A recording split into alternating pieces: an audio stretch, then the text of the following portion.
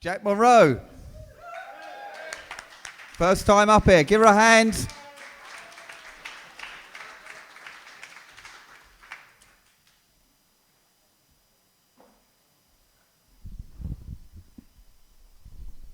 I don't generally do this kind of thing because I'm shy and retiring, so...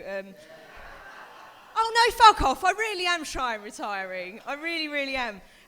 I've got the shy bit down pat, but I'm not retiring anytime soon. I've never done this before. I got very drunk at Latitude and did some poetry on stage that turned into a bit of a rant and then trying to get off with my co-presenter. So as I don't have a co-presenter, I think I better get on and do some poetry. I didn't really think I had anything worth doing, so I sat up there and wrote a couple of things. I was lacking inspiration, so one of my friends on Facebook shared a picture of Orlando Bloom's genitalia on Facebook. And obviously there was something to be found in that because I clicked on it and found myself on the Daily Mail online, and so I wrote a short poem about the Daily Mail. I saw Orlando Bloom's gentleman's vegetables this morning as he frolicked on a yacht, and the Russell Square killer was apparently a fucking terrorist because he was Somalian. Don't tell me he's fucking not. And apparently the findings are surprising that boys prefer girls without a face full of slap. And there's a woman on the right and she's sucking off a chili, something to do with the Olympics, but it's all a load of crap. This is the fucking Mail Online, the little window into little fucking Britain and little fucking minds. Sorry, I'm really profane, by the way. I should have probably warned you all. Anyone under the age of 10 should probably leave. There's an article on superfoods. Apparently they're not that good for you, but here's a handy tip to get you back into your genes. And there's fat-shaming articles next to anorexics, candid interviews, and the terrorists and brown people and ISIS are going to get you. They're coming after you.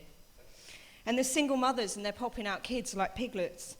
So have some casual bigotry with your tea and biscuits.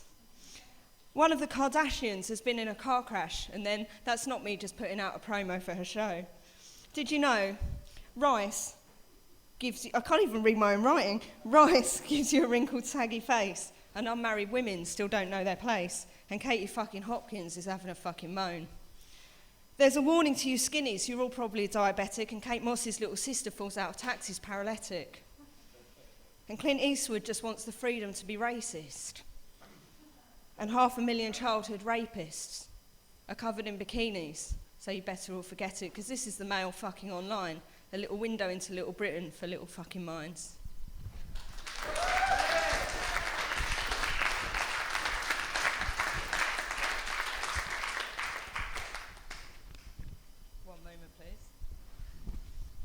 This one's called Whistle Stop Tour, and I wrote it in 2012 because I was really poor and I had fuck all and I was really angry. But the thing is, I sold absolutely everything I owned back then to try and pay my rent. But I still had pens and I still had paper. And recently I got into a row with people online. It happens quite a lot. People saying, oh, you couldn't have been poor because you wrote poetry. Now, right, I was like, right, let me just put you in the scene here. I had no fridge, I had no freezer, I had no shoes that didn't have holes in. I had absolutely bugger all. My heating was turned off, I'd unscrewed my light bulb. Some of you have probably heard this before. I'm now going into political party conference mode, and it's where I'm comfortable.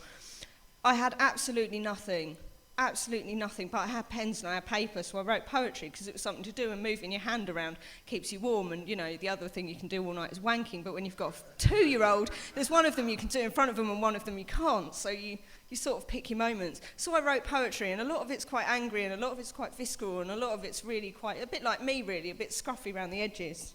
But it's October and I'm older for a year out on the dole.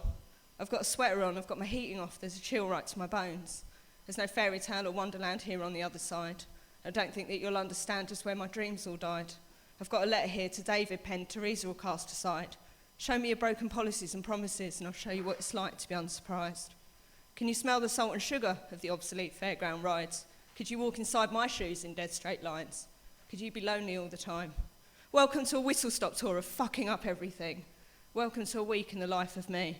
Don't fasten your seatbelt, turn your head or close your eyes. If you've got any shred of decency, you'll see a crooked house and you'll be horrified.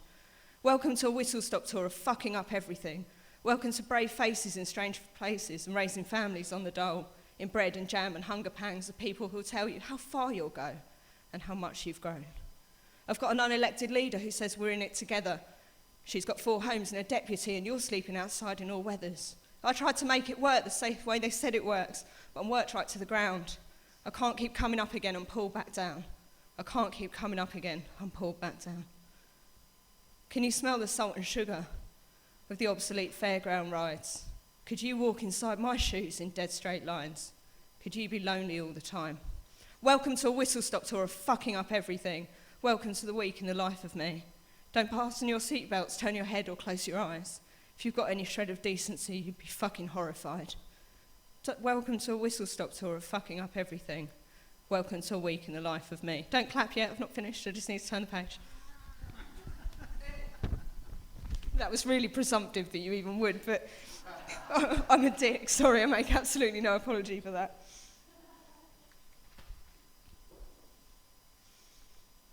And can you see the single mothers with their buggies, standing in a queue for an hour for a box of beans and rice? Can you see the nurses with the coats over their uniforms dispensing free advice? The students kicking windows, screaming riots, and today all the schools are closed. And the teachers and the doctors standing pickets because they're sick of being quiet. And the papers and the coppers are all bought and sold. Yeah, welcome to a whistle-stop tour of fucking up everything. Welcome to a week in the life of me. Don't fasten your seatbelts, turn your head or close your eyes. If you've any shred of decency, you'll see a crooked house and you'll be horrified. Yeah, welcome up to a whistle-stop tour of fucking up everything, and welcome to not knowing where my story ends. But pick up your banners and stand in your lines, because these are the things that we'll tell our children that we fought for once upon a time. Thank you.